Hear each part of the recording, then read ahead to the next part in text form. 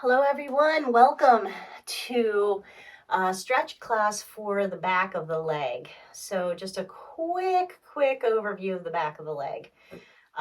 These stretches that we're going to focus on today are going to cover this group of muscles here behind the thigh, which we call the hamstring muscles, and then down here in the lower leg, which are two muscles, the gastrocnemius and the soleus muscle.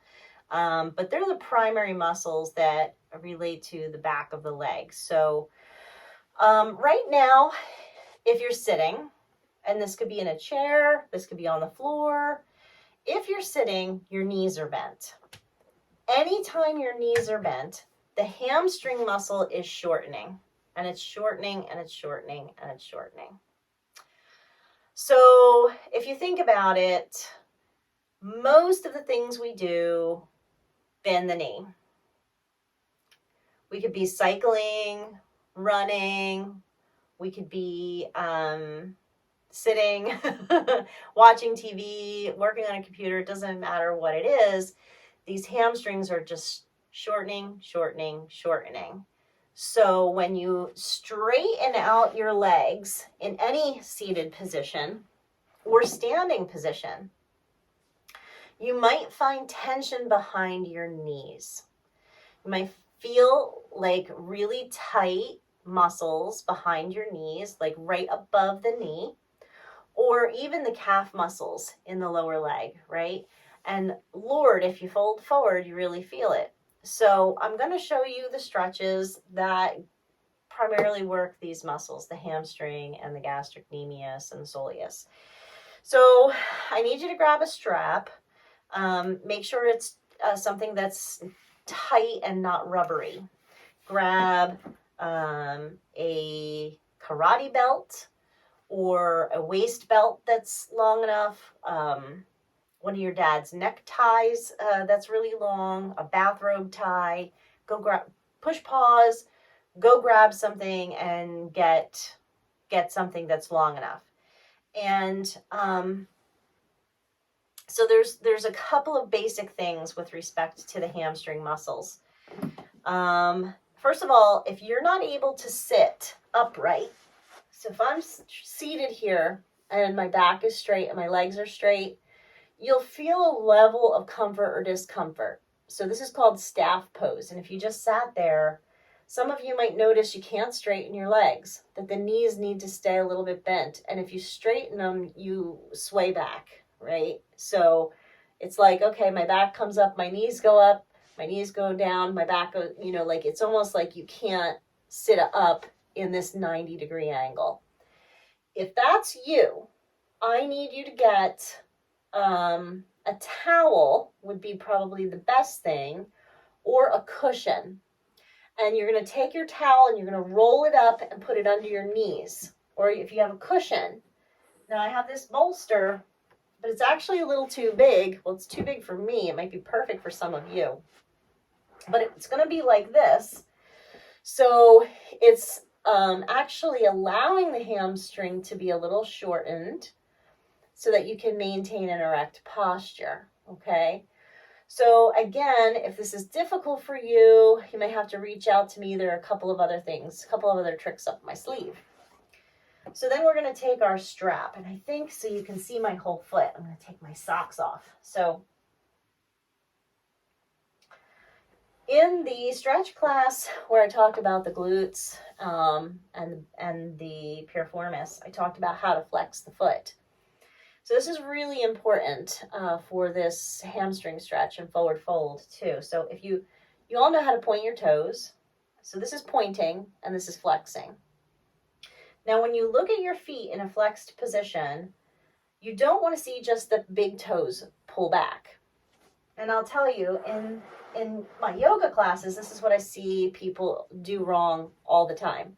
They flex their feet like this and their ankles are rolled and only their big toes are pulled back. And then I say bend forward, and they go like this, and they're like, oh, I got my toes. But they can't get anywhere near their pinky toes. But if you pull the pinky toes back and the big toes back, it's going to feel different.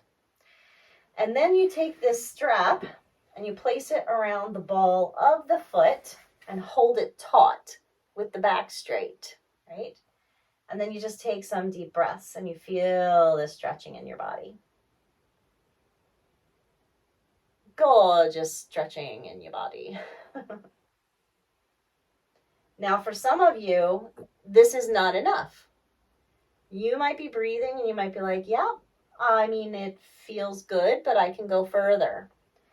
So to go further, you're going to hinge from your hips. So think of a hinge, like a door hinge, and what it does. It goes like this, right? It goes towards it. It doesn't buckle like this. So when I say hinge, I mean come forward with your whole back as a unit and not collapse. All right, so that's super important as you hinge forward. Now, if you feel your leg muscles in the top of the leg tighten up as you come forward, that's okay, because these are the quadricep muscles, and there's a little thing in our musculoskeletal body called agonist-antagonist muscle groups. Basically, that means if there's a pair of muscles that work together in a primary movement, only one of them at a time can be the actively engaged muscle. The other one is going to be stretching, for lack of more anatomical terms that you don't need. So if I'm engaging my quadricep muscle, if I'm tightening that, therefore the opposite muscle or the hamstring has to release. Now, it may not release right away. And if you get tired of tightening, you can relax it. There's no need to do it one way or the other. Do whichever way feels good. And again, in the stretching, you're going to be here, at least 90 seconds, longer if you can hold it. Just kind of really breathe. So, feels so good. Been sitting a lot myself doing computer work, so those muscles are getting super, super tight. So what I want to tell you about that, if you're sitting all day long, you need to stretch. You need to get up and stretch. And so this is a difficult pose. This is a difficult stretch to do in a chair. So I'm going to show you how to do it standing. So if you're liking this, if you're on the floor and you're stretching, stay with it. I'm going to show you the same exact pose, just standing. So let's say you were sitting in your chair and you stood up from your chair and you pushed away from your desk so that you weren't going to knock your head into any furniture. And then you hinged here. Again, notice that the back stays straight, and you hinge, and then you let your upper trunk come down and let the arms come down, and you stretch. So this is basically the same stretch. The only difference is I don't have the floor for support here, so the knees might naturally bend for those of you that have a hard time with those hamstrings. And over time, what you're going to be doing is lifting your tailbone. And as the tailbone lifts, you get less and less of a bend in the knee. Right, so maybe you like this version of stretch. You can even grab your opposite elbows and let them kind of rock or hang. This is another nice way of doing this stretch. Some people like to reach around, grab the back of the calves and pull in. And so wherever you are, whether you're standing or seated, and whether you need a strap or don't need a strap, because if you can grab onto your pinky toes and pull them back, you don't need a strap if your back is straight and your legs are straight. Otherwise, you need one. And then you're going to come back up out of that pose. So then I like to do further hamstring stretching in articulating one of the legs a few different ways. So what we can do is we can pull one foot into the groin and let the knee drop down. Now, if the knee's not on the floor, if the knee's way up, put something in there. Put a block, put a cushion, something in there. Make sure that the other leg is flexed, the foot is flexed. grab your tie, put it around the ball of the foot, hold it tight, lift your spine, and then crease from the hip and just come into that forward flexion of the spine. Don't need the strap. That's because you're able to easily pull the pinky toe back and put the other hand around the big toe ball mound and hug in. Again, do your best to keep the back nice and straight as you're holding this stretch. So you're not only getting a hamstring stretch on the extended leg, but you're also getting a low back stretch. You're also getting a stretch in the opposite leg in different places. So obviously everything is connected in the body. So what I like about some of these alternate hamstring stretches is it also gets some of these hip muscles as well. So you're going to take time to breathe here. And, you know, I don't know, 2 minutes, 3 minutes, 5 minutes, 10 minutes. If you're doing yin yoga, they hold these stretches for 5 to 10 minutes each, right? So these could be a really intense hold where you're engaging, in which case you can't hold as long. You might be holding that 90-second to 1 or 2 minute time frame. If you're doing a yin yoga where you're just kind of like flopped over and relaxed, then you can obviously do it a little bit longer. But I do want you to keep the flexion on the foot. Now I want to show you the second version. This is a little bit more difficult, so you can stay and do that version, or instead of tucking this foot in, you can try to bend the knee and bring it around behind you. And what you want to have is this hip on the earth. So if you're leaning over, this is not for you. This will also stretch this quad. Now, again, I can take the strap around the ball of the foot, and I might stay up or hinge forward. The modification for this, if this doesn't work, would be just to send this leg out to the side like that and come over, right? So either way, we're doing some stretching in a slightly different way for the hamstring. And I feel like these, again, you need to do these daily, because I can't think of one person, whether they're inactive or too active, I can't think of one person that I know that can't use hamstring stretching. It's just one of those muscles. It's one of those muscles. And this will affect your posture if the muscle's too tight. You won't be able to stand up straight. Your neck might be forced forward. I mean, it's a whole pattern of other things that start to develop if this muscle gets tightened and shortened over a long period of time. Okay, so you're going to come up and do the other side now. Come into the first version with the foot at the inner thigh and the leg out. Strap around the ball of the foot, pulling it back, flexing, hinging, coming into that forward bend and breathing through the nose. And just feeling into the hamstring, into the tension behind the knee, into the back of the leg, into the lower back. All these areas that just are tight, tight, tight and locked down. I have to say though, immobility, sitting too long, that is definitely the most contributing factor to tight hamstrings. The lifestyle that we now all live, whether we're sitting in our car, sitting at our desk, sitting to watch TV. You know, when I'm watching TV, I actually try to either keep my legs up on a stool, or sometimes I get down on the floor and I lay on my back and I do some stretching. So I try not to just sit like on a couch with bent knees and, you know, it's just the posturing is really causing us all kinds of issues. So you want to definitely do different things.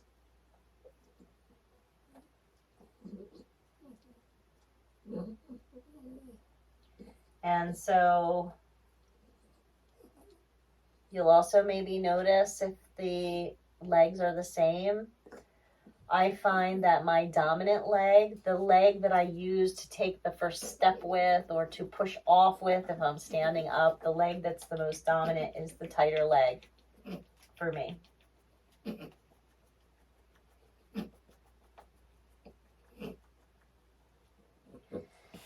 And then you can come into the variation if you want to try it, bending your... My dog has some issues breathing. He's getting old, so if you hear some of that stuff in the background, that's him. And so you can come into whatever variation. Remember, the leg can come out to the side. The foot can be tucked behind you. And I want to show you another way to do this. So let's say that you just cannot sit up. Let's say you have too much low back pain or other issues that prohibit you from sitting like this. One thing you can do is still need a strap, but you can lie down and do these same stretches. So if I come onto my back and I put the feet flat on the floor. Hey, hi Bodhi. Can you guys still see my legs? So what you can do is you can bend your knee and put the strap around one foot and make sure it's around the ball of the foot and not the arch of the foot, and then stretch it all the way up and hold that strap taut. So what you want to try to do is have the leg as straight as possible so you can even push that thigh forward and pull the foot towards your head. If the leg buckles, you're not stretching your hamstring. So keep the leg further away from you as much as you need to keep the leg straight. For some of you, this might be way far away, and this might be as far as you can go. And then over time, you're kind of pulling up, pulling up, pulling up, and getting to that point of where you're feeling that hamstring stretch, right? So you can take those deep breaths. And again, this just tends to be my tighter side, so I'm even feeling as I come into this deeper part of the stretch, I'm feeling some twitching in my muscles because I'm really, really tight there. Twitching is something you can stay right at. If it intensifies, then you're going to pull away from it. You're going to release it a little bit. You don't want to be, you don't want that muscle going crazy in its state. Yeah. What you're doing. All right, so now let's say you were here and you wanted to do the other side. Instead of going through the whole procedure of getting the strap around the foot, just lift your other foot up, put it in the strap, and release the other leg down. And there you are, you're right here. And you might, again, find same on this side, or you can go deeper. So you're going to find your stretch.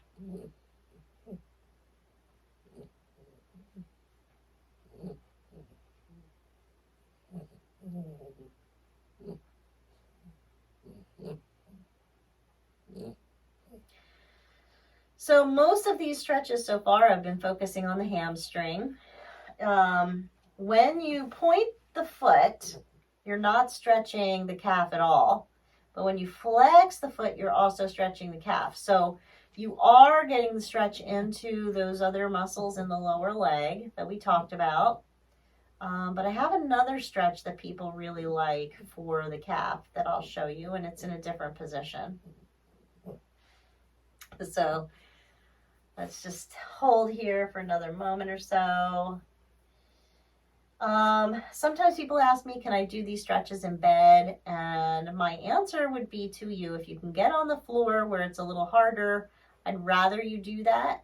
But if you can't get on the floor, then yes, do this in bed, because it's better to do it somewhat in bed, even though you might be squishing or sagging your back a little bit. It's better to do a little than nothing. All right, so I'm going to release that leg. I'm going to roll over like I showed you before to the side and push my body up. And then coming up, just go ahead and give yourself another little test. In the beginning, when you sat in that right angle or staff pose, If it was difficult and you needed something under the knees, after you do that course of stretching, check it again. So even though I was able to sit up straight before, I find that now I'm able to sit with much more ease. It's a lot less intense for me, so this is even better. And you could finish it off with one final stretch where you pull around both of the feet again, hinge forward, and you'll notice like my body just went whoop right there because I've done so much stretching on my hamstring already that this final stretch kind of coming back to both legs was quite easy. And now I'm able to go just like, look, I can reach beyond my feet now. Like I can actually intensify my stretch by putting a block in front of my feet and going further. And so that's when you can really, when you can see and feel the difference, you know that the stretching is really working. So you ready for the last calf stretch? Let me just show you that. Come up on your hands and knees. If you can't come on the hands and knees, this can be done standing, but I'll show you this way first. So from hands and knees, you just bring one leg back and you push the heel back. And I can feel that all the way down the calf into the Achilles tendon. Now you can, some people like to kind of rock back and forward, but again, stretching is holding.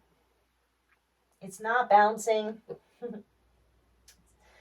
It's not really rocking. It's holding.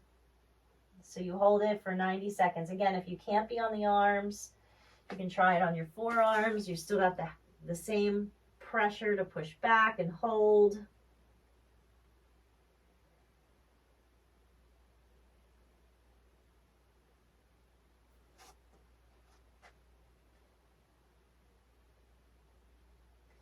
Some people like to bring this leg across to the opposite side. As long as you're pushing the foot back, it doesn't matter to me.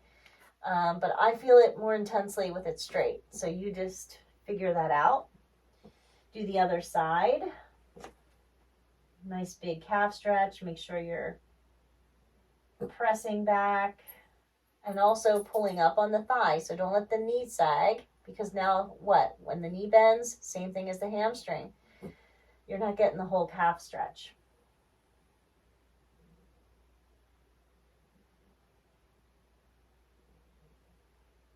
And so we're breathing, we're feeling this out. Feels yummy, feels lovely. We're going to hold for about 90 seconds. I never work with a clock, so if you're timing me and things are going like way over or way under, I don't know what to say. I'm just showing you and telling you what you should do.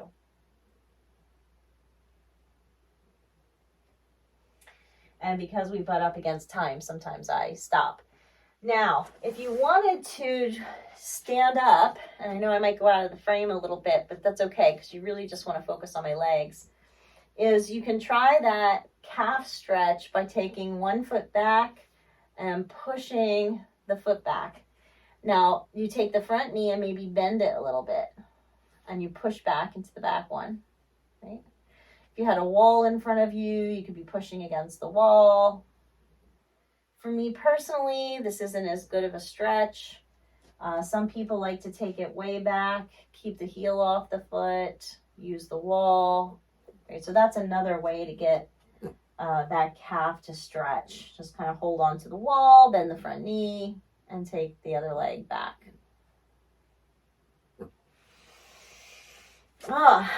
And, you know, if you just took 5 minutes even to stretch those hamstrings, get back to work, it will feel lovely. I mean, there's obviously a lot of other muscles that need to stretch, but I think at least once a day, or once every 20 minutes, if you can set a little timer just to stand up from your desk, push away from your desk and bend forward so you're not going to clunk your head on it, and do a standing forward fold, even if you held that for 90 seconds every 20 minutes. It's not taking much away from your work. but it's adding to your enjoyment of and pleasure of your sensation in your body. It might even be alleviating chronic pain and tension. So I highly recommend these stretches for you. I hope you enjoyed them. Primarily moving into the back of the leg, the muscles, the hamstrings, and those gastrocnemius and soleus muscles in the calf.